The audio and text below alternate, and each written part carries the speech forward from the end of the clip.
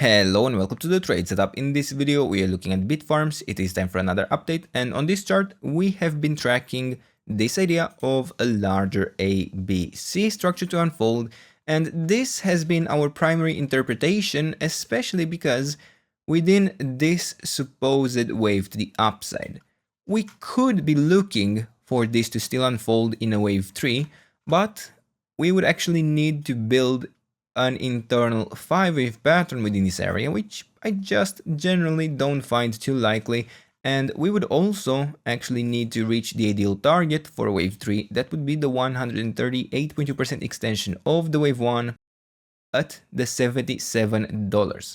So while it is not impossible for this to build a large leading diagonal, I will focus on the interpretation of an ABC structure on the chart until I get further evidence that this will not be the case. Now, so far so good. We did hold the area of support. We did definitely get a brief break below it, but nothing I would consider too substantial for me to be able to still track this pattern. And I'm looking at this as a 1-2 setup and a third wave that would be expected to form from this area. Now, we have been discussing in the previous video the caveats of whether the wave 2 is here or here. Doesn't really matter too much, doesn't really affect the area of support anyway. Yeah, only ever so slightly, and we are still looking for continuation to higher prices. Now here, internally, we are looking for a wave 3 to form, and the ideal target for such a wave 3 would be the 138.2% extension of the wave 1, yeah, once again, at the $17 level. This seems very much in reach for the structure that is forming currently within this pattern, and we have already formed a wave A. We are looking for a wave B to unfold and a wave C to take us to even higher prices. Keep in mind, we are tracking a diagonal structure within this wave C. There really is no denying that we have only formed a 3-wave pattern to the upside in this initial movement, in this initial pattern, and there is no denying that this can really only be tracked in a 3-wave pattern, if even that reliably. Now, in either case, by the way, I could also be looking still for continuation to higher prices within a wave A currently, but I just wouldn't necessarily focus on this time frame interpretation on this wave too much, because it doesn't really matter right now. I wanted to provide you in the previous video the area of support that would have allowed the most clear invalidation, and now that this is out of the way, we can focus more on the internal correction structure.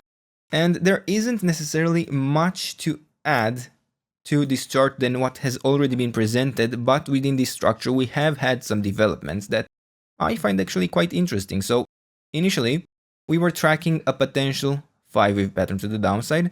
We were looking for a wave B that could have occurred and taken us to even lower prices. So I would argue that this pattern could have technically worked out very well. We did provide the most relevant area of resistance, because a break above the $5.2 level would have been a strong signal to look for the wave C to the upside from this area. We were strongly preferring, however, extensions to lower prices, and we even had this idea of an ABC pattern in white, where in the wave B we would have allowed an extension all the way up to the 78.6% retracement at the $3.2 level. We have pushed with perfect accuracy into this level of resistance before extending to even lower prices, and theoretically this could allow the count to be perfect, except now that I see the structure this wave has unfolded to the downside within, I might actually prefer a shift. I might actually be looking for a slightly different pattern to take charge, because although I could have technically still tracked this as a 1, 2, 3rd, 4th and a 5th, I don't have, firstly, a 5-wave move within this area. It could still extend to lower prices technically, no doubt about that. I will consider this definitely, but this would now be a much larger and stronger wave than what we had in this wave 3 in orange.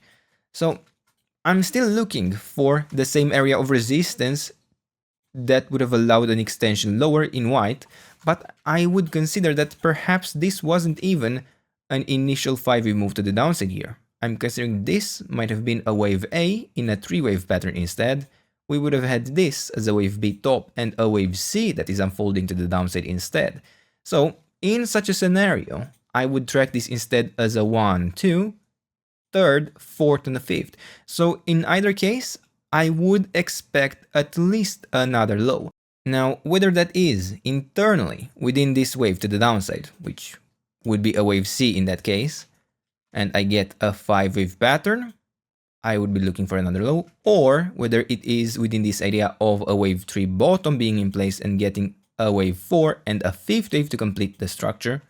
Doesn't really matter to me, but in either case, I am certainly looking for additional lows.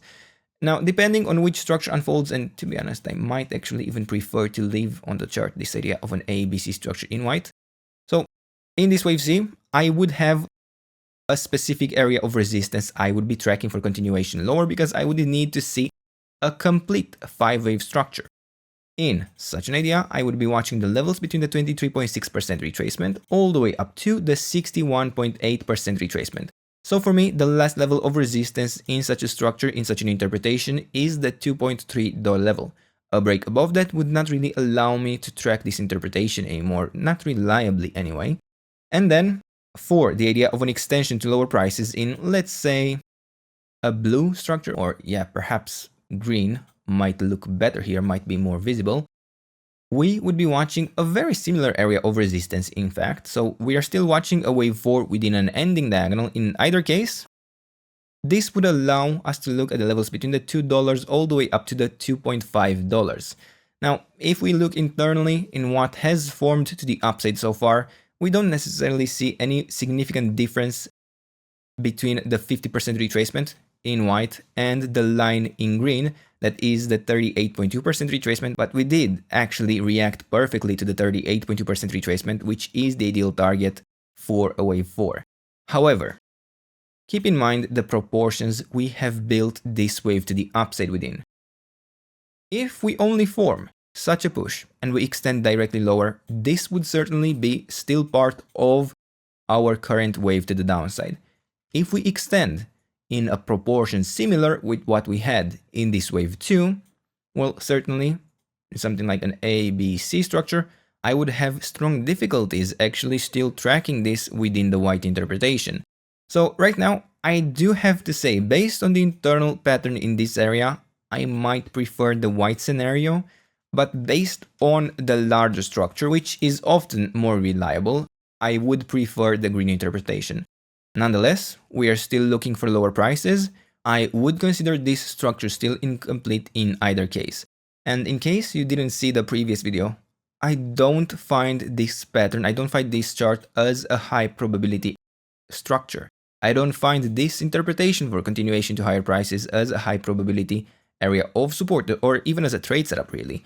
I would still be looking for the initial 5-wave move to the upside even after we bottom. I would not be looking for a position once we have this next wave to the downside and the count is technically complete. Now, in addition to this, there isn't much else to add. We could remove this area of resistance in orange entirely. We could extend it a little bit lower to allow a more generic resistance area to track, but a break above the $4.9 level would aid us in looking for the next wave to the upside with even higher likelihood. Additionally, structural support we could find on this chart sits still here at the levels between the $1.7 down to the $1.5. We have already touched into the $1.7 before we actually bottomed in this push to the downside. And as always, I would strongly recommend not to focus on the count too much, but on the levels of support and allow the pattern to have distortions, especially within a small time frame, whereas the support zones and the resistance zones do not need to do so. And for now, these are the levels, this is the trade setup. I hope you enjoyed the video, and if you did, don't forget to subscribe and let me know what else you want me to cover, and I'll do my best to do that in the days and weeks ahead. And until then, I hope you have a nice day, and I hope to see you in the next video. Bye bye.